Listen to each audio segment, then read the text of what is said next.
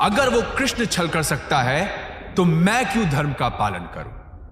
महाभारत युद्ध के 14वें दिन कौरवों ने अपनी सबसे बड़ी ताकत खो दी। पितामह भीष्म के बाद गुरु द्रोणाचार्य ही थे जिन्होंने कौरव सेना का नेतृत्व लिया था। गुरु द्रोण के ज्ञान और शक्ति के आगे कोई भी नहीं टिक पा रहा था।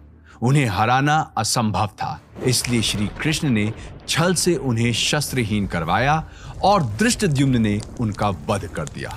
जब अश्वत्थामा को यह बात पता चली, वो क्रोध से भर चुका था, लेकिन फिर भी उसने दुर्योधन को युद्ध रोकने और पांडवों से सुलह करने की विनती की। अश्वत्थामा नहीं चाहता था कि वो और लोगों को खोए, अपने परम मित्र दुर्योधन को खोए, लेकिन आखिर वही हुआ। युद्ध के 18वें दिन अश्वत्थामा ने देखा कि महाभारत की युद्ध भूमि पर उसका मित्र दुर्योधन मौत से जूझ रहा था।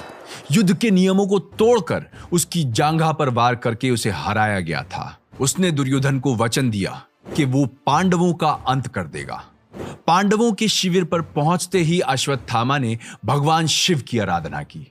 उन्होंने अश्वत्थामा को आशीर्वाद दिया, जिसके बाद अश्वत्थामा अपने रुद्र रूप में आ चुका था। उसका गुस्सा, उसकी शक्तियां अपनी सारी सीमाएं पार कर चुकी थी। देर रात में वो पांडवों के शिविर में घुसा और उसके रास्ते में जो भी आया उसने उनका वध कर दिया।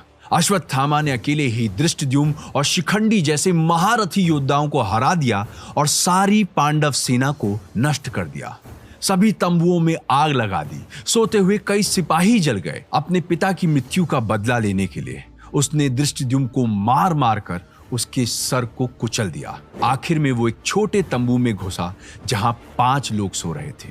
अंधेरे में उन्हें पांडव समझकर अश्वत्थामा ने उन 5 का वध कर दिया और एक को भीम समझकर उसका सर धड़ से अलग करके दुर्योधन के पास ले गया।